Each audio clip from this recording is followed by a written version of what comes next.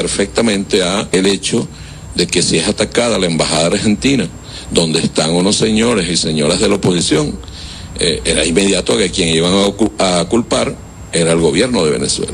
Sin embargo, hay que recordar, Néstor, que esta sede diplomática, la residencia del embajador argentino acá en Caracas, fue rodeada por funcionarios policiales hace poco más de una semana e incluso le fue cortado el servicio eléctrico, que según la oposición era parte de un plan para presionar la salida de los 6 allí refugiados. Néstor. Santiago, gracias. Y en la medida en que Maduro ve fantasmas, pues obviamente se agrava la crisis diplomática con Europa y en particular con España. Esta mañana el presidente del gobierno español le pide a Maduro que muestre las actas del fraude del 28 de julio desde España. Enrique Rodríguez.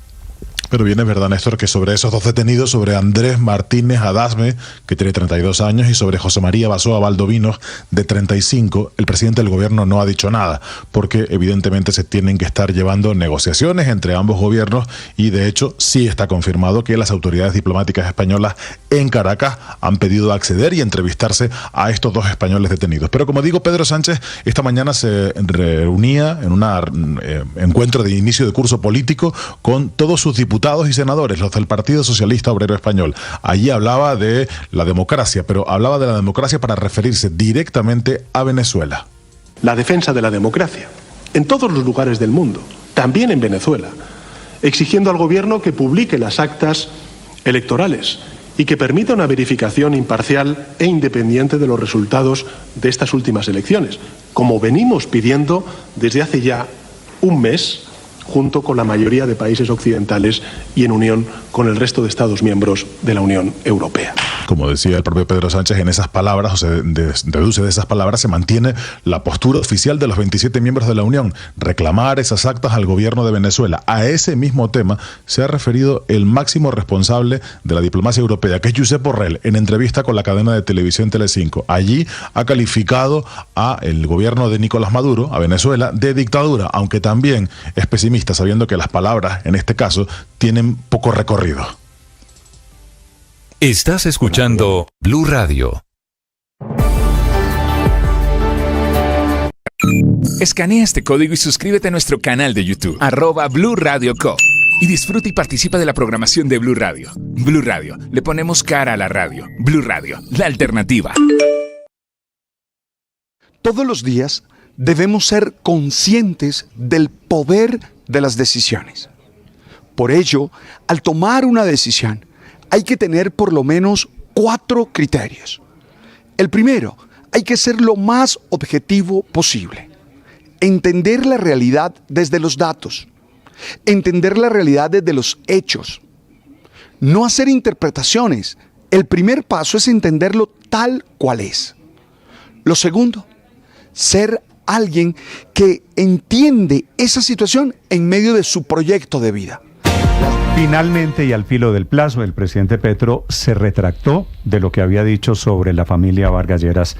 Enrique Vargas, que le puso una tutela, se retractó, Ricardo, quiero decir.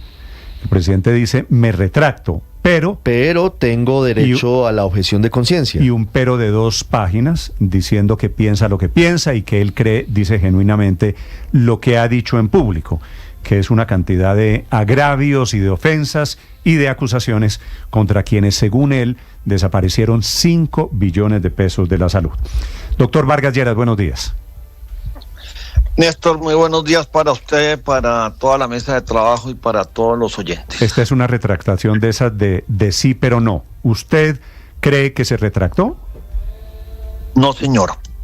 La providencia del Consejo de Estado era muy clara y en ella le señalaba al señor presidente presentar unas excusas sobre los agravios a mi nombre, a mi honra, sobre lo que él había manifestado en 4 oportunidades. Y él simplemente saca, pero digámoslo, pongámoslo en 2 momentos, Néstor. Primero, él presenta el pasado 11 de septiembre un recurso de apelación en el Consejo de Estado frente a la providencia, en donde pues expone una serie de argumentos. El primero de ellos, que él nunca individualizó al accionante, es decir, nunca se refirió directamente a mí, sino en un genérico a la familia. Segundo, que él hizo uso de la facultad del poder deber. Y tercero, que yo no había probado el daño. Entonces, eso es lo que él le dice al Consejo de Estado. Pero en la retractación que le ordena el Consejo de Estado hacer hasta el día viernes, lo que dice es que presenta una objeción de conciencia. Figura que no es de recibo en este tipo de trámites, porque la objeción de conciencia, que ha tenido su desarrollo y tiene su protección constitucional en el artículo 18 de la Constitución Política, se ha utilizado y se utiliza en otros casos completamente diferentes a los que el presidente pretende utilizar en este momento. Entonces no ha habido una retractación, no ha presentado las excusas ni la rectificación, y le corresponderá a esa corporación a partir del día de hoy hacer la valoración sobre la objeción de conciencia presentada por el presidente. ¿Y ustedes qué van a hacer siendo parte interesada o habiendo ganado la primera parte de la tutela, doctor Vargas? Néstor, informarle a la sección tercera del Consejo de Estado, que es a donde corresponde revisar la apelación sobre el no cumplimiento y remitir pues el documento que hizo público el presidente en las redes. ¿Hay algún antecedente de objeción de conciencia para el cumplimiento de un fallo judicial? Es decir, aquí la objeción de conciencia está arreglada cuando para prestar el servicio militar, por ejemplo. O para, también, por ejemplo, para el tema de la eutanasia, también para el tema de abortos. Temas de salud, exactamente. Pero, ¿dónde puede estar la objeción de conciencia cuando la corporación le ha dicho al presidente que sobre los agravios y señalamientos que ha hecho sobre mi persona y mi familia puede haber una objeción de conciencia? Cuando él dice que yo hice un ocultamiento de más de 5.5 billones de pesos de facturas de la nueva EPC, ¿dónde puede haber una objeción de conciencia? Cuando él dice que yo hice un uso indebido de esa entidad para beneficiarme políticamente, al igual que de la Fiscalía General de la Nación, puede haber una objeción de conciencia. No, mire, Néstor, aquí no podemos maltratar el derecho, ni podemos hacer uso de figuras constitucionales para desconocer los fallos. Este es un esguince a un fallo judicial, y eso pues no es de recibo, y yo desde luego no acepto ese tipo, porque además lo que está diciendo simplemente es que él se retracta de la afirmación que hoy nuevamente está siendo investigado por la Fiscalía. Dígame usted en dónde cabe la retractación, en dónde está haciendo la rectificación, en ninguna parte.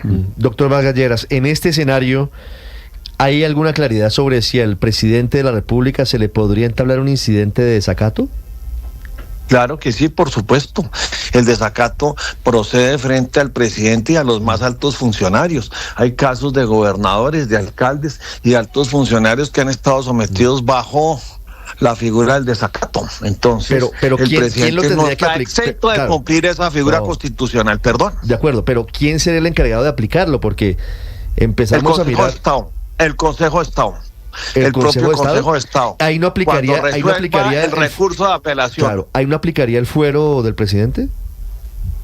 No, señor, no está previsto el fuero para el cumplimiento de un fallo de tutela.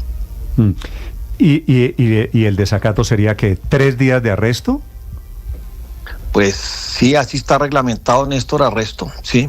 Vale, correcto. Entonces vamos a ver cómo procede el Consejo de Estado, qué valoración hace, vale. y bueno, estaremos atentos a lo que diga esa corporación en los próximos días o semanas. Vale, pues estaremos atentos. Doctor Vargas Lleras, gracias por acompañarnos esta Néstor, mañana. gracias a usted y a toda la mesa. Hasta luego. Sí, es que la rectificación, la aclaración o la retractación, Ricardo, cualquiera que sea, es una retractación muy particular, porque dice, literalmente me retracto. Pero después en las 2 páginas siguientes me ratifico en lo que había dicho originalmente. Entonces es una retractación sin rectificación. Que digo, allí me parece que está la bolita del asunto. Sí, 9 evidentemente no, el presidente no cumplió la orden del Consejo de Estado, eso está claro. Pues hizo un escrito, bueno, artificioso a mi modo de ver, invocando la objeción de conciencia y efectivamente poniendo esa frase por ahí en la mitad de que me retracto, que va a generar pues ese debate jurídico que anticipa el doctor Vargas Lleras en el Consejo de Estado sobre si ese es cumplimiento o no de la sentencia. Pero en realidad todo esto está diferido de alguna manera a la resolución de la impugnación, ¿no? Esta fue una decisión de primera instancia de la tutela. De acuerdo. El presidente impugnó la decisión porque simultáneamente a esta carta que estamos comentando o a ese documento que estamos mencionando, presentó una impugnación y entonces otros 3 magistrados del Consejo de Estado van a tener que resolver si efectivamente el presidente Ahora, tiene que rectificarse o no. Héctor, con esta carta, con este documento del viernes de la semana pasada, ¿usted ve al presidente Petro cambiando de opinión? Porque lo que dicen estas dos páginas es: me retracto, pero creo lo que creo, y estoy protegido por la exótica figura de la objeción de conciencia. Néstor, es igualito al episodio de insultar la inteligencia de los que estaban asistiendo a un evento con la FLIP, en donde decía, estamos lanzando una directiva presidencial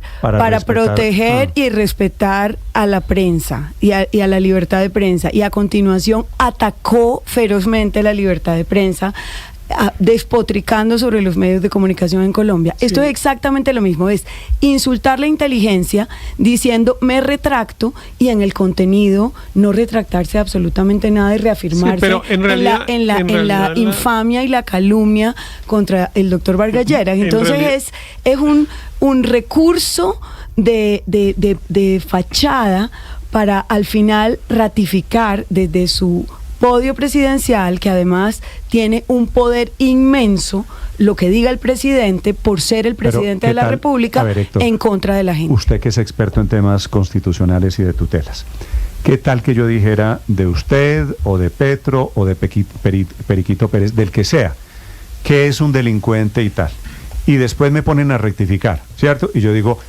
basado en mi derecho a la objeción de conciencia, me retracto, pero creo lo que creo, que es lo que dice básicamente el presidente Gustavo Petro. Así que queda haciendo una retractación, la verdad.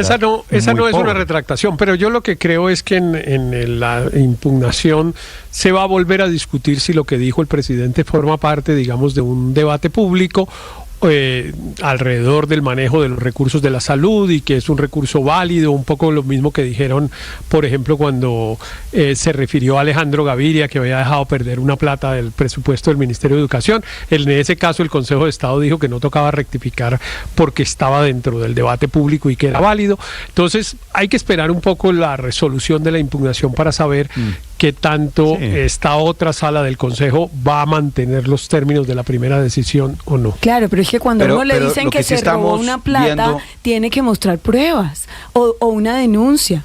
Es que lo que no puede ser es que el derecho al buen nombre en Colombia entonces ya pasó de moda. O sea, entonces ya no lo respetamos porque hay una persona que considera que puede decir lo que sea sin ninguna consecuencia. Y además con un agravante, y es que el presidente en la impugnación se cogió de unos informes oficiales de la Contraloría General de la República, que entiendo que trasladaron a la Fiscalía General de la Nación unas discusiones. Entonces, pues hay que esperar a ver si el Consejo de Estado considera que hay una discusión sobre los miembros de Junta. Pero es que, a ver, las imprecisiones del presidente, ¿cuáles son, Ricardo? Que la familia Vargas Lleras no es dueña de ninguna EPS, ¿no es verdad? Enrique Vargas era miembro de la Junta. Es miembro de la Junta Directiva Vargas Lleras era miembro de la Junta. De cajas de compensación familiar. Que no es cierto que se hayan desaparecido 5 billones de pesos, y de ahí en adelante viene una cadena de errores o de malas informaciones para llegar a la conclusión de que la salud en Colombia está quebrada por un tema de corrupción. Y es un debate político porque se trata del hermano de Germán Vargas Lleras, que es una figura política que ha sido antagónica al presidente y que ejerce una oposición al presidente. Y por eso es lamentable que el debate público caiga en eso, digamos, y que el buen nombre, que creo es importante que todos los colombianos tengamos derecho a ese buen nombre, y que si hay alguna investigación o alguna duda, pues solo hasta que haya unas pruebas evidentes y la justicia condene pueda realmente cuestionarse, porque aquí se mancilla ese buen nombre con mucha facilidad. Pero miren, Néstor, yo la verdad veo es una rectificación arrogante, porque pues cumple con los mínimos estándares de una rectificación, pero lo hace de manera arrogante. A un hombre arrogante, que es el doctor Enrique Vargas, que en todas las entrevistas que nos ha dado, pues lo que muestra es su arrogancia también. Entonces, pues, digamos, el uno se nutre del otro, la verdad, y es lamentable que el debate público esté en esto. Suponiendo que su valoración personal, Luis Ernesto, sea cierto, los hombres arrogantes también tienen derechos en este país, ¿no? Pero no sé si la condición de arrogante significa que no hay derechos. 9:15, Álvaro, señor. Esto es el típico, lo respeto pero no lo comparto, que se usa mucho, los gobiernos lo usan frente a decisiones judiciales, pero pues en el caso de personas es mucho más complejo. Aquí estamos simplemente en una segunda instancia de la impugnación de tutela. Claro. Yo creo que el Consejo de Estado muy posiblemente va a rechazar la la objeción del presidente, sobre todo porque sería un precedente delicado, que la gente acepte retractarse, pero relativice esas retractaciones cada vez que lo obligan. Yo creo que le va a pedir retractarse a secas, por lo menos. Pero el Consejo de Estado no creo que se quede, que acepte todas las razones del presidente. La impugnación a la tutela, Néstor, señor padre. A mí me parece que el tema va más allá de lo político, que el tema va más allá de lo jurídico, de lo legal.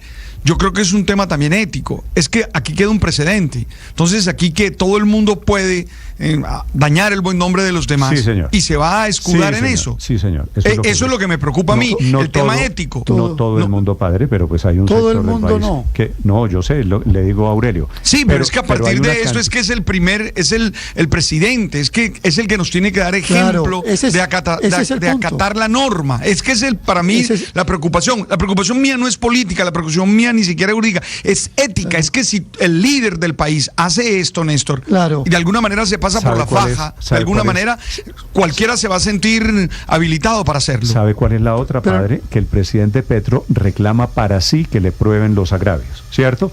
Me están atacando, que prueben, que no sé qué. Y el presidente Petro parece tener un termómetro diferente cuando está en la otra orilla. La última, Aurelio. O sea, no tiene... Sí, Néstor, es que estamos frente a un presidente que va señalando con el dedo culpables, y no es un arrogante contra otro arrogante, es el presidente de la República contra un ciudadano. Es distinto el plano. Esto no es un problema personal, es un problema de un presidente de la República, la máxima autoridad de Colombia, señalando gente, y esto no se puede dejar pasar. Ahora, la palabra no es rectificación, es retractación, que es distinto. Y el presidente tampoco cumple con retractarse, pero yo diría que esa es la consecuencia de la primera. La primera es un presidente que se sienta en la casa del niño y dice, ese es ladrón, ese es no sé qué, y va dando por hecho todo de esta manera tan arbitraria. Me parece que la sola señalamiento ya es una muestra de la arbitrariedad del presidente Petro. Y una vez más, no respetando las decisiones judiciales, porque es que tiene una orden judicial que le dice que se debe retractar. María Consuelo, pongo en el canal de YouTube y en las redes sociales la carta del señor presidente diciendo, por un lado, me retracto, pero con las muchas consideraciones que no se retractó, él mismo lo confesó, Néstor, ¿no? Yo no sé si ustedes vieron, sí, vi el trino. Aprendan a leer. Noticias Caracol dijo, claro, Noticias Caracol dijo, el presidente se rectifica, y la respuesta del presidente Petro fue, ahí no dice eso, o yo no, lean bien, o aprendan a leer, o alguna cosa así. Él mismo confesó y rechazó, porque alguien en Noticias Caracol, digamos, se había equivocado porque la carta pues era muy confusa, y trató de resumirlo diciendo que sí se había rectificado, y él mismo dijo, no, yo no me rectifiqué. Eso está claro, que eso no cumple las condiciones que la jurisprudencia tiene respecto de la rectificación, eso está claro. Lo que sin embargo se mantiene abierta es la discusión sobre si ese tipo de señalamientos forman parte de un debate público legítimo o no. 9:19 en segundos el debate, el otro que se abre hoy sobre la reforma a la salud, vuelta a presentar por el gobierno. Escanea este código y suscríbete a nuestro canal de YouTube, @Blue Radio Co. Y disfruta y participa de la programación de Blue Radio. Blue Radio, le ponemos cara a la radio. Blue Radio, la alternativa.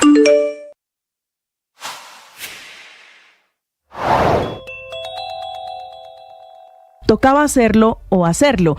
Esa fue la respuesta del intendente Luis Alfonso Quinchanegua cuando una fiscal le preguntó por las chuzadas a la niñera Marelvis Mesa. Hablando de las reuniones que se hicieron, contestó que el oficial de más alto rango que estuvo presente en ellas fue el fallecido coronel Oscar Dávila, junto al capitán Oscar Leandro Mujica y el mayor Dubán Muñoz. Este último nombre, el del mayor, es clave en la investigación porque era el que daba las órdenes según esta confesión en la fiscalía.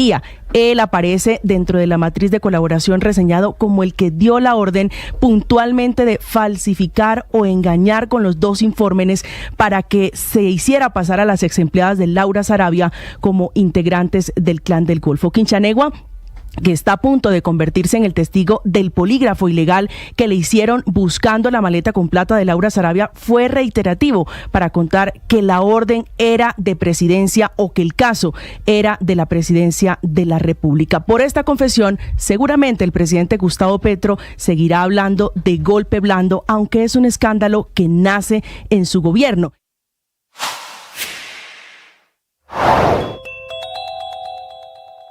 Hablemos del escolta que se enfrentó a los ladrones de camionetas, los ladrones de Toyotas aquí en Bogotá. El pasado fin de semana, el escolta que iba a bordo de una Toyota TXL que pertenece al esquema de seguridad del magistrado Juan Carlos Cortés iba llegando a su casa en el sector de Puente Aranda. 3 delincuentes en la carrera 50 con calle Octava Sur lo abordaron, sacaron sus armas, lo amenazaron, pero el policía que pertenece a la DIPRO comenzó a disparar. Dice el mismo uniformado, los agentes que llegaron al sitio, que en medio de ese intercambio alcanzó a herir a 2 de los delincuentes que lograron escapar en ese vehículo blanco por la avenida 1 de Mayo y hacia la avenida Boyacá. Lo cierto fue que minutos después de la clínica de Occidente reportaron que una persona habría llegado con 3 impactos de bala en su cuerpo y que minutos más tarde falleció. Los policías de Puente Aranda llegaron al sitio, comenzaron a verificar y encontraron que esa persona, la persona que murió, tenía 13 anotaciones por homicidio, receptación, hurto agravado y calificado, porte ilegal de armas, violencia intrafamiliar y además que era el que estaban buscando porque estaba intentándose robar la camioneta que pertenece al esquema de seguridad del magistrado.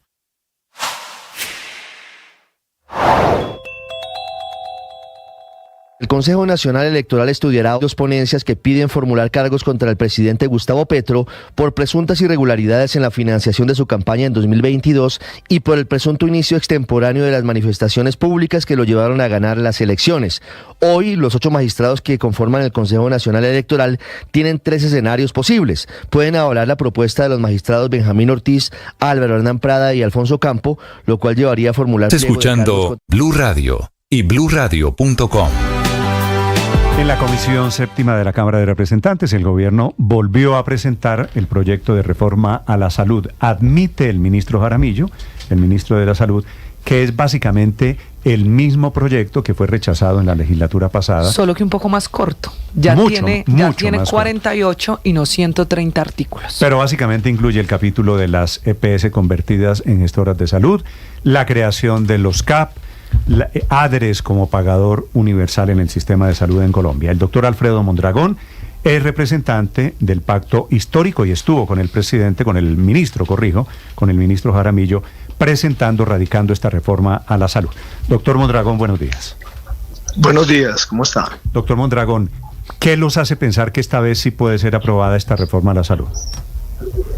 Bueno, la responsabilidad del gobierno del presidente Petro es tratar de resolver la crisis permanente en que ha estado el sistema de salud desde hace varias décadas. Es un sistema de salud que ha llevado a la población a que esté presentando, son quejas, peticiones, reclamos, tutelas, y que haya unos privados que básicamente se fortalecieron, negocios privados que les va muy bien, pero que no resuelven de manera oportuna la situación de atención oportuna de la población y que todo el tiempo están expidiendo más plática, de tal manera de que no les gusta mucho al Estado, el Estado, dicen algunos, pero viven reclamándole al Estado, es decir, a los impuestos de la gente, que le entreguen a unos privados los recursos para manejarlos, pero resulta que estos privados los manejaron mal y en muchos casos tienen desfalcos, robos de billones de pesos, de tal manera de que hay que buscar acuerdos y un acuerdo nacional, hay que insistir en eso para que eso no se repita, que los sobrecostos no se sigan repitiendo,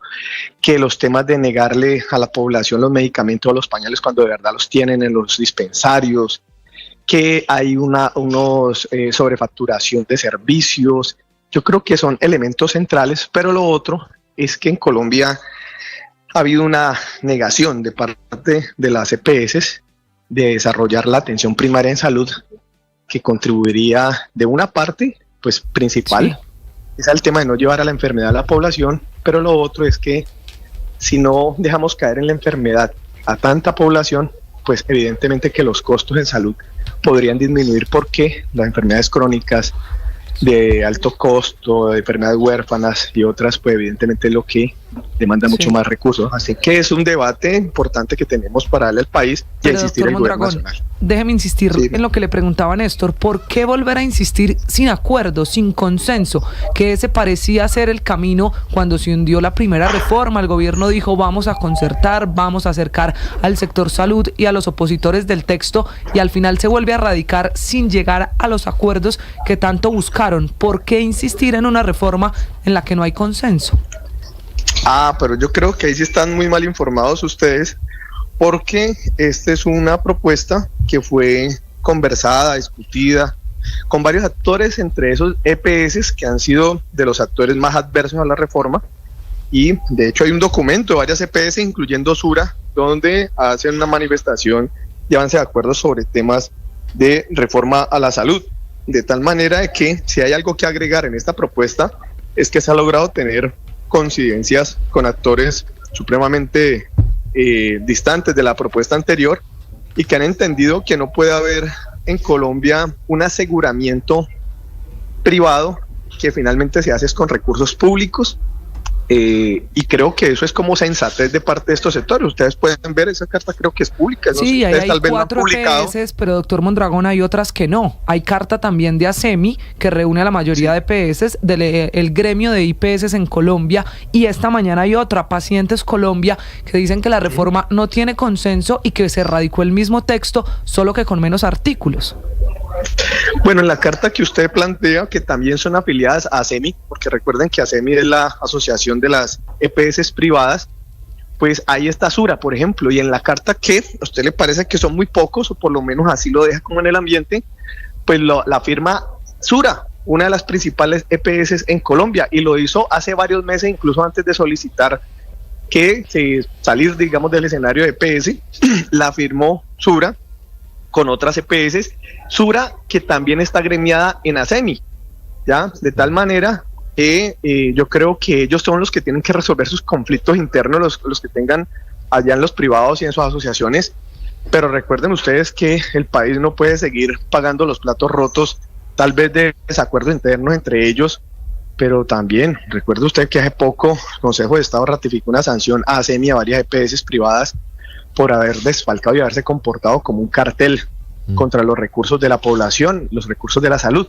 Entonces yo sí creo que hay que escuchar a todos los actores, y es necesario no escuchar solamente a los mismos de siempre, sino buscar actores que nos permitan avanzar. Es que eso es lo grave, ustedes no han escuchado ni a los pacientes, ni a los médicos, y tampoco han hecho una tarea juiciosa de buscar puntos en común con los partidos políticos. Lo de los partidos políticos, según dicen ellos, es sentarse a recitar lo mismo de siempre, la misma reforma pasada, y sin ninguna voluntad de escuchar para adelantar posibles cambios. Entre otras cosas, tan a espaldas del país es la reforma que la radican a escondidillas un viernes a mediodía sin convocar prensa y sin el ministro del Interior. Pues mira, la vez pasada que el presidente Petro convocó a un evento público en la Casa de Nariño, entonces empezaron algunos medios de comunicación, y no me parecería extraño que ustedes hayan hecho parte de ese eco, diciendo que estaba malgastando los recursos públicos por hacer eventos públicos para una reforma que se hubiera podido radicar rápidamente en una secretaría. Ahora el gobierno la radica sin ningún tipo de evento público, y entonces también es malo. Normalmente yo no conozco pues que el ministro del Interior esté visitando cada una de las secretarías para estarlas. Es que la radicaron sin convocar medios, sin el ministro del Interior, a escondidas. ¿Así de vergonzante es la reforma, doctor Mondragón? Pues yo no sé si sea vergonzante. Tal vez sea vergonzante para aquellos que quieren que todo siga igual y que sigan haciendo negocios las EPS, ya, pero yo no he visto al ministro del Interior, ni ni los anteriores, yendo a cada una de las radicaciones de proyectos del gobierno. Pero es que ni siquiera estaba informado el ministro Petro. Cristo. Imagínese usted la vergüenza. ¿Él ha dado declaraciones de que no estaba informado? Sí. ¿Cuándo las dio? El viernes. Sí, el viernes dio las... Pues yo no he escuchado. Debería informarse mejor, representante. No, yo creo que ustedes deberían informarse porque, por el contrario, yo tuve hace 2 semanas, el ministro Cristo nos citó incluso a la bancada del pacto, y fuimos de hecho, lo que tengo entendido, los últimos en citar, ya, y el ministro Cristo con el ministro de Salud, y nos planteó que venían de hacer más de 10 reuniones entre actores privados como EPS, con reuniones con partidos políticos, reuniones con sectores poblacionales y que estaban escuchando todas las posiciones y que eso venía un texto que se había construido hace varios meses y que ese texto era el texto base con el cual lo estaban presentando. Sí. Así que yo no sé si ustedes están escuchando parcialmente lo que dice el doctor Cristo, pero yo estuve en una reunión, tengo claramente definido. Su tesis, doctor Mondragón, es que él sí sabía que se iba a presentar. Él mismo nos dijo, en la reunión nos dijo, y él salió a medios, recuerden ustedes, y se lo dijo a ustedes en medios, porque eso yo lo vi. Dijo que se radicaba, y él, creo que fue hace como 15 días. Le dijo, se radica el viernes y no el siguiente semana. Pues el mismo ministro Cristo lo dijo. ¿Cuánto vale la reforma a la salud que radicaron el viernes? Bueno, ahí ha presentado incluso con anexos del Ministerio de Hacienda, se está planteando que el primer año 2025 serían 95 billones, y se estarían avanzando en un crecimiento permanente. Sin embargo, algo que hay que destacar, y es que ellos más o menos al 2030, si estoy recordando bien el cuadro, tal vez ustedes lo deben tener ahí, podrían generarse, si se aplica de manera fuerte una atención primera en salud en Colombia, podríamos incluso lograr, si se quiere llamarlo así, ahorros por disminución de costos por tratamientos de alto costo, valga la redundancia. ¿Viene el proyecto con aval fiscal de Hacienda? Sí, revísenlo ustedes, eso ha sido público. Desde la semana pasada hay unos anexos donde hay un concepto de la Secretaría Jurídica, creo que el Ministerio de Salud, y está el concepto de la viceministra de Hacienda sobre las proyecciones financieras. Si ustedes lo leen bien, pues al final están los anexos. Vale. Pero sobre eso, doctor Mondragón, leyendo el concepto, el Ministerio de Hacienda dice que habría plata para la reforma solamente si se garantizan los recursos que hoy le adeudan al sistema. Si hoy el mismo ministerio dice que no hay plata para atender esas deudas, ¿cómo van a financiar una reforma a futuro? No, lo que está planteando el ministerio en el cuadro, de hecho un cuadro muy sencillo, ustedes ven ahí que son los ingresos, que son básicamente 4 principales, cotizaciones, presupuesto de la nación, sistema general de participaciones y otros, que llaman así concepto, y otros que tienen que ver con rentas cedidas, con temas de SOA y otros elementos, ¿ya? Y lo que se plantea es que incluso hay uno que tiene que ver con sistema general de participaciones, que hay una proyección de incrementos significativos en ese rubro, pero sí hay que decirle al país que evidentemente hoy el gobierno en materia fiscal tiene unas presiones muy fuertes por tener que estar obligado a pagar deudas que dejaron gobiernos anteriores y estar obligado a pagar temas de vigencias futuras que le dejaron gobiernos anteriores, pero también hay que decirle al país que las fuentes de financiación de la salud son de destinación específica y es que solamente pueden ser utilizadas para eso. De tal manera que lo que podríamos nosotros decirle al país es que deberíamos ponernos todos de acuerdo para que si el país mejora, por ejemplo, en materia de indicadores de empleo, si hay mayores cotizantes al sistema de seguridad social, por supuesto podría contribuirse no solamente el tema de pensiones, sino el tema de salud, como entre otras lo está proponiendo la reforma laboral, laboralizar a cientos de miles de jóvenes de la juventud trabajadora, que no los dejen tirados en la calle, a madres comunitarias, a personas del trabajo doméstico, entre otras, y eso podría no solamente favorecer el bolsillo de la población, sino también las cotizaciones al sistema de seguridad social. Pues va a ser un debate muy interesante porque es el mismo texto ya rechazado y son los mismos parlamentarios los que lo rechazaron, los que van a tomar la decisión. Doctor Mondragón, gracias. Bueno, no debería ser la conclusión, debería ser de que estamos insistiendo en un debate público y que van a haber personas muy adversas. Incluso usted, Néstor, seguramente va a estar adverso a la reforma, pero eso es parte de la democracia. Escuchar todas las versiones. Yo tengo diferencias públicas con usted y espero que me sean permitidas las discrepancias, ¿no? Pues yo espero, sí. Lo que pasa es que yo estoy aquí unos minuticos, usted se queda todo el tiempo en los medios, pero yo espero que en lo democrático se nos permita debatir. Así será. Creo que hay que decirle al país, esto es una propuesta que tiene consenso incluso con las EPS tan grandes como Sura, y que esperamos que no se termine primando una lógica perversa, creo yo, disculpen. Yo creo que algunos creen que las reformas sociales... Llegamos a las privadas, a la participación, y es cierto, a las manos privadas, porque el Estado fue absurdamente incompetente. Y mi diferencia con usted está en que yo no quiero volver al modelo de seguro social, doctor Mondragón. Pero yo creo, Néstor Morales, que usted tiene tal vez un prejuicio, porque finalmente el modelo del seguro social era básicamente un modelo de integración vertical absoluta, que es lo que quiere acabar. Era el seguro social teniendo todas sus operadores aquí propios. Es la ADRES auditando, la ADRES pagando a hospitales públicos, no muy diferente del viejo seguro social. Pues eso es parte, yo creo, que de la seriedad que usted debe tener con sus oyentes, que seguramente son cientos de miles, de que usted no le puede estar diciendo de que es un ADRES auditando, porque incluso en el proyecto de ley anterior el ADRES no auditaba.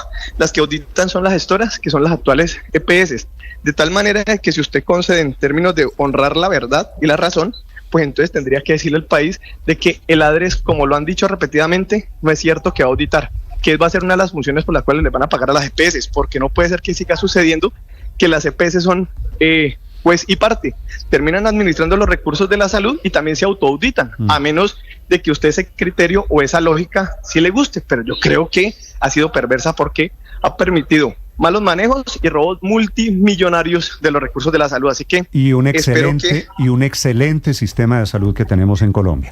Doctor, pues tal vez para usted, Néstor, tal vez para usted y para mí, que soy congresista y me atienden como un rey, pero vaya a ver si a la población. Y no tienen que dañarlo para quienes funcionan bien, para que funcione bien en donde funciona mal. No, lo que yo creo es que no podemos terminar algunos en un privilegio, terminar creyendo que es el mismo privilegio que tiene la gente de los sectores populares, tanto urbanos como rurales. Entonces yo lo que creo es que hay que proteger. También. Pero bueno, esperemos que se caliente el debate y volvemos a hablar, doctor Mondragón, si le parece. Eso espero, Néstor. Vale, siempre lo llamo.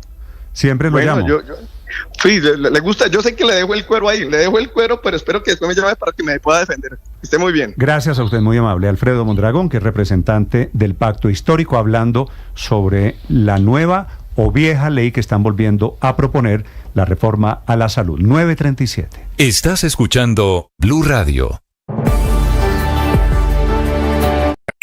Escanea este código y suscríbete a nuestro canal de YouTube, @Blue Radio Co. Y disfruta y participa de la programación de Blue Radio. Blue Radio, le ponemos cara a la radio. Blue Radio, la alternativa.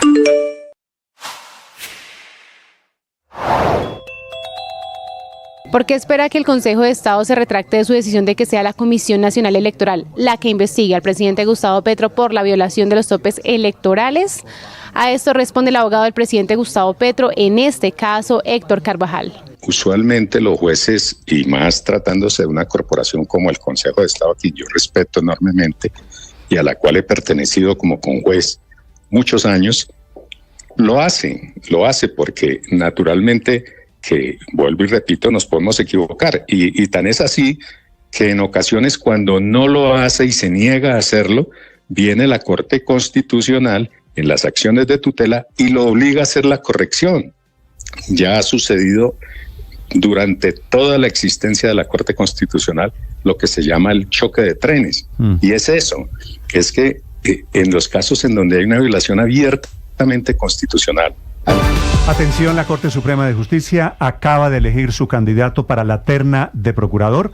Ya había candidato del Consejo de Estado, falta ahora el del presidente Gustavo Petro. Que debería conocerse seguro esta semana, Néstor. Va a ser rápido porque aquí viene gran batalla política. El elegido de la Corte Suprema de Justicia es Germán Barón Cotrino, que fue presidente de la Cámara de Representantes, que fue presidente de la Comisión Primera del Senado. Desde el Palacio de Justicia, Sergio Barbosa. Hola Néstor, sí señor, pues mire, con 13 votos a favor, Germán Barón Cotrino acaba de ser electo como ternado por la Corte Suprema de Justicia para seguir en la carrera a la Procuraduría General de la Nación.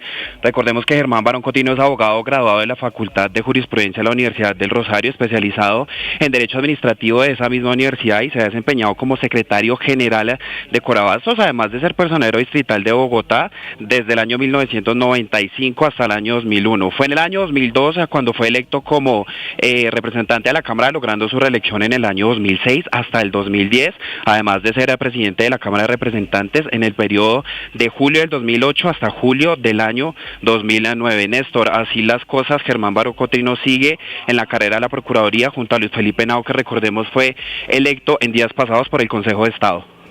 Sí, efectivamente. Entonces quedan del Consejo de Estado Ricardo, Luis Felipe Henao, sí. De la Corte Suprema, Germán Barón. Y falta el del presidente. Falta el del presidente, que muy seguramente va a ser nuestro primer invitado de esta mañana. Exacto, el doctor Carvajal. Yo sospecho que va a ser Carvajal. Y ahí queda la lista de 3 señores, 3, la verdad, muy respetados abogados, que pueden, uno de ellos será el próximo procurador de Colombia. El que acaba de ser ternado será el procurador de la Nación, porque se le alinean las estrellas especialmente por los otros 2 candidatos. Hay, por obvias razones, una gran resistencia. ¿El fuerte de esta terna es Barón, Luis Ernesto?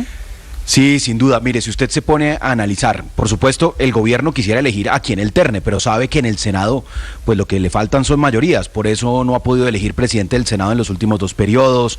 Por eso el Senado es quien se opone a la reforma a la salud, al presupuesto que presenta el gobierno. Es decir, el gobierno no tiene mayorías en el Senado, que es quien elige al procurador. Entonces, el candidato del presidente, sea cual sea, no tiene muy buenas posibilidades.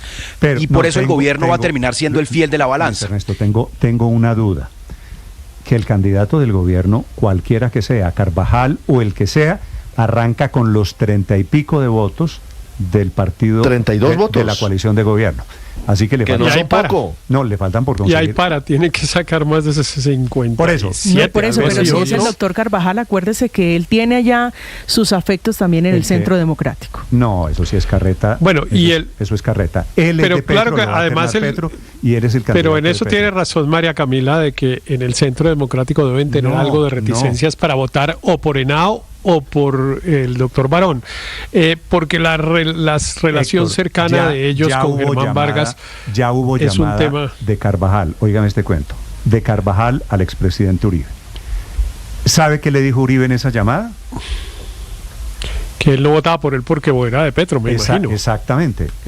Así que muy buenos amigos, pero aquí va a haber constancia. Y además yo creo que hay otro tema, que es el tema de las facultades de la Procuraduría, que el doctor Carvajal o cualquiera que sea el que postule Petro, pues va a tener que asumir una posición al menos cercana a la que ha tenido Petro hasta ahora, y esa postura no es vendedora en el Congreso, y menos después de que la Corte Constitucional la semana pasada pues le dio la razón a la doctora Margarita Cabello en el sentido de que esas facultades de sanción quedaban vigentes y bueno, hay un choque de trenes entre la Corte y el Consejo de Estado, pero en el Congreso eso no pega, digamos. En el Congreso creen que la Procuraduría hay que mantenerla como está y que hay que proteger sus funciones y tal, y por lo tanto ahí tienen una justificación adicional de las políticas que señaló Luis Ernesto, una justificación adicional para no votar por el que postule Petro. Héctor, usted, claro, porque llega a acabar la Procuraduría. ¿Usted cree que el fuerte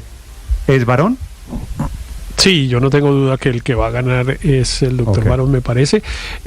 Incluso me dicen pues que el doctor Henao, que pues entiende esa circunstancia y que la campaña sería más fácil de lo esperado, en el sentido de que no va a haber un pulso y el uno va a sacar 32 y el otro 41, sino que se va a ir decantando casi a una votación casi que por unanimidad. Excluyendo a los de... Claro, como ya ha ocurrido, pero quizá esta vez excluyan los del pacto. No estoy seguro que los del pacto terminen sumándose, pero tampoco lo descarto. Héctor, es probable que terminemos. En el Senado generalmente terminan el día de la votación todos los partidos políticos subiéndose al bus de la victoria. Nadie quiere subirse al caballo que no gana. Pero además sabe qué pasa con Barón, que tiene buenas relaciones aquí y allá. Y lleva buen rato haciendo su campaña. Y usted pregunta, en charlas, en cafés, en almuerzos. Usted pregunta, en la izquierda, ¿les da susto Barón? ¿Odian a Barón? No. Pues les da garantías a todos. Sí. Esa es la palabra clave. De eso se trata. Y la clave es, Néstor, si bien el gobierno tiene esos 35 votos, en la medida en que se da cuenta que su candidato no gana, pues se inclina por, entre comillas, el menos peor. Y por supuesto, el gobierno se sentirá con más garantías con Germán Barón, que ¿se acuerda que eso ya pasó? Es un gran jurista, pero que ha sido un amplio opositor del gobierno. Eso pasó con la elección de Fernando Carrillo. La candidata del presidente Santos era María Mercedes López. Y al final el presidente, a última hora, pidió a toda la bancada de gobierno que votara por Fernando Carrillo. Carrillo, María Mercedes López. Para reemplazar a Ordóñez. Alejandro Ordóñez. Así es. 9:44. Esta es la noticia del momento. La Corte, repito, acaba de elegir su candidato.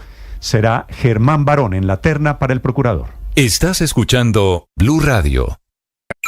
Escanea este código y suscríbete a nuestro canal de YouTube, @Blue Radio Co.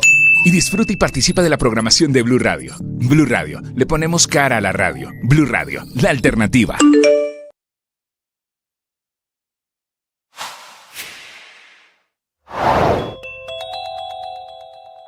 En días en los que el gobierno tiene casada de frente una pelea con el Congreso, finalmente se radicó la nueva reforma a la salud, un segundo intento por cambiar el sistema. Y aunque hay mucha polémica con el texto, lo más importante será saber la diferencia de esta reforma con la anterior, que en esencia es la misma. La reforma que fue presentada como ley ordinaria tiene 48 artículos, cuando la primera tenía 130, y a diferencia del primer texto, en esta ocasión no hubo eventos. 9 de la mañana, 45 minutos. A esta hora la información deportiva desde Cali con TCC en Mañanas Blue. Se acabó el sueño del Mundial Femenino Sub-20 para Colombia. Al final quedó la sensación de que nuestra selección mereció más frente a Países Bajos, pero no le alcanzó para quedarse con uno de los 4 cupos de las semifinales. La crónica de lo vivido en el Pascual Guerrero en una tarde mágica para el fútbol femenino en nuestro país, con Juan Carlos Cortés. Juanca, hola. Hola Ricardo, buenos días. Desazón en el Pascual por una derrota en disparos desde el punto penal que deja a Colombia eliminada y quizá mucho antes de lo que cualquiera pudiera imaginar. A pesar de todo, el aplauso de los 37.382 hinchas que llegaron al Pascual bajó desde los 4 puntos cardinales.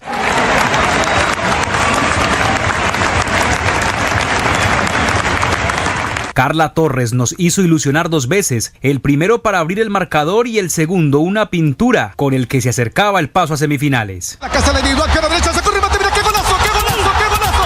¡Gol, gol, gol, gol! ¡De Colombia! ¡Gol de Colombia! ¡Gol de Colombia! Ella es Carla Torres. ¡Qué partido, señoras y señores! El gol de Países Bajos fue un baldado de agua fría, quizá inmerecido, pero el fútbol no conoce de justicias y en los penales las europeas fueron mejores. Juana Queño dice impulsa, tapó la portera y se clasifica a Países Bajos. Ya está en la semifinal, no atinamos a definir. Juana Ortegón, de Gran Mundial, habló en Blue Radio, sus ojos inflamados de lágrimas, pero aún así su expresión firme como su juego. No merecíamos llegar a penales, es lo que puedo pensar. No merecíamos, siento que teníamos que haber rematado el partido desde antes y no apretarnos tanto como pasó. El segundo gol también siento que pasó así de la nada, nos cogió desconcentradas, pero bueno, esto es fútbol, ¿no? Hay que seguir adelante, hoy se pierde, mañana se gana y hoy nos tocó a nosotras. Se queda Colombia en el camino, pero con la tranquilidad de mirar hacia el futuro y saber que esta selección tiene mucho para seguir creciendo y mejorando hasta llegar al anhelado sueño, levantar una Copa del Mundo. Juan Carlos Cortés, Blue Radio. Gracias, Juan Carlos. Una ñapa, la reflexión y el agradecimiento de la guardiana del Arco de Colombia, Luisa Agudelo, con la gente en nuestro país. A toda la gente de Colombia, agradecerle por todo el apoyo que siempre nos brindaron, por siempre romper récord en ser la mejor hincha del país, por siempre estar acompañándonos en todos los partidos. Muchas gracias y a la próxima los esperamos. La voz de una nueva líder ahora del Mundial sigue su rumbo con Estados Unidos como único representante del continente americano. Schertler has to score for Germany, otherwise they are out. Oh, what a save from Tegan White to complete. Este fue el momento de la atajada de la arquera White que valió para que las estadounidenses ganaran la serie de cobros desde el punto penal el cupo ante las alemanas para la semifinal del Mundial. Ahora Estados Unidos se medirá a Corea del Norte y Japón a Países Bajos este miércoles para definir a las finalistas del Mundial Femenino Sub-20 de la FIFA. Llega el tercero. Arriba Daniel Ruiz, maravilloso.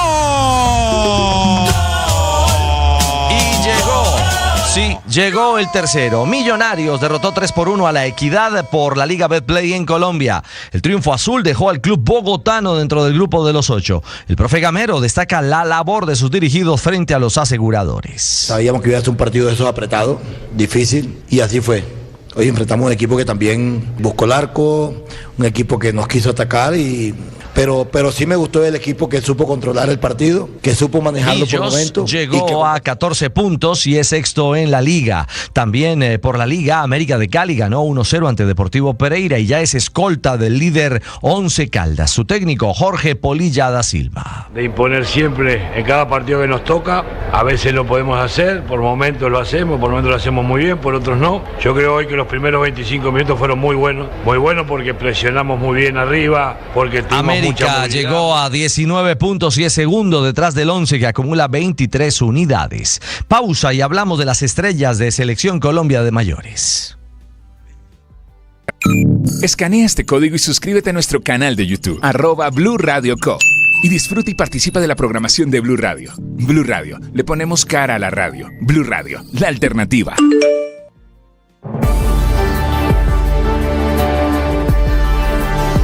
Fica a bola para Kevin Serna, dominou, tentou o levantamento na boca do gol pro Arias, disparou, gol! Gol do Fluminense, John Arias. Así relataron el gol del colombiano John Arias. El motorcito sigue en racha en Brasil, donde el Fluminense cayó 2-1 a manos del Juventude. Fue conexión colombiana. El pase gol lo hizo otro colombiano, Kevin Serna, mientras que Gabriel Fuentes, ex Junior de Barranquilla, ingresó al minuto 79 en su debut con el Flu en el campeonato brasileirao. Bien, Camila viene ganando la posición. Colombia viene por el oro. Aguanta. Viene Colombia. Colombia, oro. Oro, oro, oro para Colombia. Colombia. Y han sido 13 gritos dorados para Colombia en el Mundial de Patinaje de Pista en Italia. Giselle Camila Giraldo consiguió así su segunda medalla de oro en la prueba de los 1000 metros sprint categoría juvenil.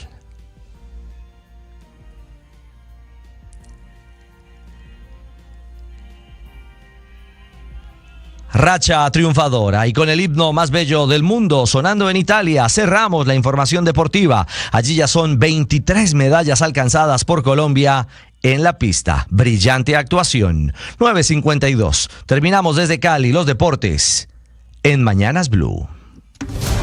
Hoy juegas de titular. Eres la 10 de toda una familia. Han sido días, meses, años enteros entrenando, superando metas y desafíos con pasión, sudor y lágrimas. Hoy entras al campo, tocas el césped y te das cuenta de que este es tu escenario. Es tu momento. Tú y todo un equipo araneco harán historia mundial. Celebraremos sus logros, sus goles y triunfos en Blue, medio oficial de la Copa Mundial Femenina Sub-20 de la FIFA 2024.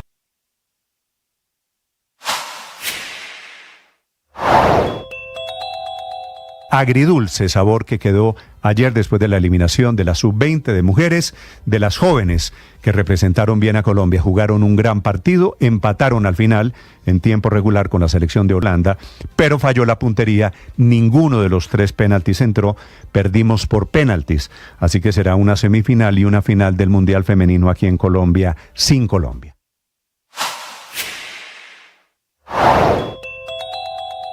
¿Por qué no aprueban que sea la Comisión Nacional Electoral la que juzgue al presidente Gustavo Petro, pero sí aprobaron que fuera esa entidad la que juzgara a los expresidentes Santos y Duque? Esto fue lo que contestó el abogado del presidente Gustavo Petro, en este caso Héctor Carvajal. En el pasado, y lo mismo que ocurre ahora, el Consejo Nacional Electoral tiene las competencias para investigar las campañas presidenciales, incluida la del presidente, pero escúchese bien, dentro del tiempo en que se hace la auditoría de las cuentas. Pero cuando en ese tiempo se hacen requerimientos y se viene subsanando una cosa a la otra, pues esto se prorroga y eso tiene un tiempo de duración que se viene a alargar muchísimo, pero siempre se trata de denuncias que han sido formuladas por violación de topes o financiación ilegal antes de los 30 días posteriores a la elección. Para una mejor experiencia con estos contenidos, suscríbanse a nuestro canal de YouTube. En Blue le ponemos cara a la radio.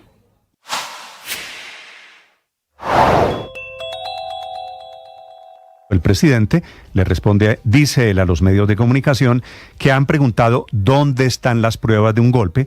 Responde con una columna del exministro Yesid Reyes que controvierte la competencia del Consejo de Estado, validando que el Consejo Electoral sea el investigador de las cuentas del presidente.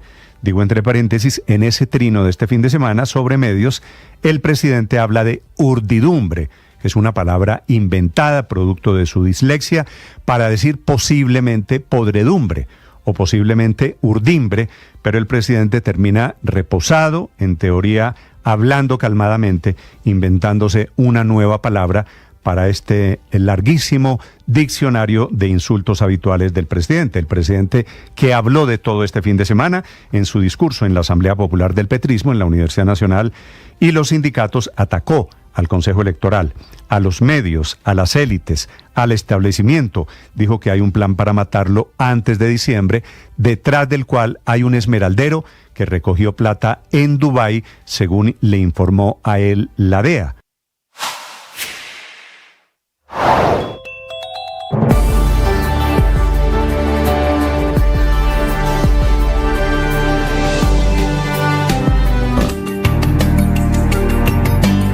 Les actualizamos las noticias en esta mañana de lunes. En el Consejo Electoral están a punto de comenzar la sesión, con pocas posibilidades de que hoy tomen decisiones sobre la campaña Petro del 2022. Allí, en el centro de Bogotá, por la avenida El Dorado, Andrés Carmona. Así es, Néstor, buenos días. Si es que se trata de una decisión que así sea para abrir la investigación formal o archivarla, se requieren 6 votos de 9 magistrados, pero 2 no han revisado el expediente. Hablamos de Alba Lucía Velázquez, del Pacto Histórico, quien se reintegra hoy luego de una incapacidad de 20 días, y Altus Vaquero, del Partido Liberal, quien no ha sido restituido luego de la decisión de la Corte Constitucional que dejó sin efectos la nulidad proferida por el Consejo de Estado. Hay varios escenarios, Néstor. El primero es que Velázquez en la sesión de hoy pida rotación del expediente, con lo que la decisión se retrasaría 10 días hábiles mientras se revisan las cerca de 3.000 páginas que conforman el expediente y las 350 páginas de la ponencia de Benjamín Ortiz del Partido Liberal y Álvaro Hernán Parada del Centro Democrático. El segundo escenario es que las magistradas del petrismo, Velázquez y Fabiola Márquez, pidan poner en consideración la solicitud presentada por el abogado del presidente Petro, Héctor Carvajal, a quien escuchamos más temprano aquí en Mañanas Blue, y en el que solicita suspender la discusión en la sala plena hasta tanto no se resuelva la acción de nulidad presentada ante la decisión de la sala de consulta del Consejo de Estado, que ratificó la competencia del CNE para investigar al presidente. El tercer escenario es que el magistrado Vaquero se haga presente en la sala plena, argumentando que solo con el comunicado de la Corte es más que suficiente para reintegrarse a sus funciones, algo que, según nos cuentan fuentes al interior del CNE, no caería bien en la mesa directiva, quienes preferirían no debatir esta ponencia con la presencia de Vaquero hasta tanto no haya una notificación oficial de la Corte Constitucional o del Consejo de Estado. El último escenario es que con 8 magistrados presentes se realice una votación, y si no se alcanzan los 6 votos o hay un empate, el proceso pasaría a los conjueces, que dilataría aún más el debate y la discusión. Por lo que, a menos de que los argumentos de Ortiz y Prada logren convencer a los magistrados César Lordoy de Cambio Radical, Alfonso Campo del Partido Conservador, Cristian Quirós de la Alianza Verde y la presidenta Maritza Martínez del Partido de la U, lo más seguro es que nuevamente se dilate esta decisión que tiene en ascuas al país y al presidente Gustavo Petro, Néstor. Gracias, Andrés. 9:58 minutos. La Corte Suprema de Justicia está haciendo oficial, se los habíamos anticipado, el nombramiento, la elección de Germán Barón Cotrino, excongresista, como su ternado para el cargo de Procurador General de la Nación. Falta solamente el ternado del señor presidente Gustavo Petro. Doctor Barón Cotrino, buenos días. Buenos días, Néstor, ¿cómo está? Felicitaciones. ¿Cómo fue la votación esta mañana en la sala extraordinaria de la Corte? Entiendo que hubo 13 votos a favor del nombre mío y bueno, muy complacido y con una enorme responsabilidad. 13 votos de cuántos magistrados? De 18. Ah, no eran 20, pensé que eran 20. Yo le doy el dato adicional al doctor Barón. 13 votos por él, 3 votos por la doctora Mónica Cifuentes y 2 votos en blanco. Ah, ¿no hubo votos por el hash? No hubo votos por el hash, ni por Jorge Armando Tálora, que también estaba en ese listado de posibles ternados. Muy bien, contada esta votación, doctor Barón, ¿cuál es su idea para llegar al cargo de procurador? pues inicia una nueva campaña frente al Senado de la República. Obviamente tengo cercanía con muchos de los miembros de los diferentes partidos y empezaré a tratar de convocarlos para hacerles un planteamiento sobre lo que debe ser una procuraduría institucional y que obviamente enmarca su actividad en el cumplimiento de la Constitución y la ley. ¿Usted cree que estamos en las últimas? ¿El procurador que venga será de los últimos? El gobierno y hay unos sectores políticos que quieren desaparecer la figura de la Procuraduría. ¿Usted está en eso, doctor Barón? No, yo creo que no hay que hacer ni reestructuraciones administrativas ni aumentar presupuesto. Creo que se puede optimizar lo que hay como estructura de la Procuraduría, pero no estoy en la idea de ni eliminarla ni como se ha planteado acabar con la Procuraduría. Sí, doctor Barón, la otra gran discusión es sobre si la Procuraduría tiene facultades para sancionar a los funcionarios elegidos por voto popular. ¿Usted qué opina frente a esa discusión? Es una discusión en donde desde el Consejo de Estado ha habido dos posiciones. Yo creería que lo lógico es poder llegar a un acuerdo primero con el Consejo de Estado y luego sí revisar cómo adecuamos esa posición de esa Corte con lo que son las sentencias de la Corte Constitucional. Sí, la última de las cuales fue la semana pasada, ¿verdad? Sí, así es. Exactamente. Que entre otras cosas entiendo que ya desde la Corte Constitucional eso es decirle o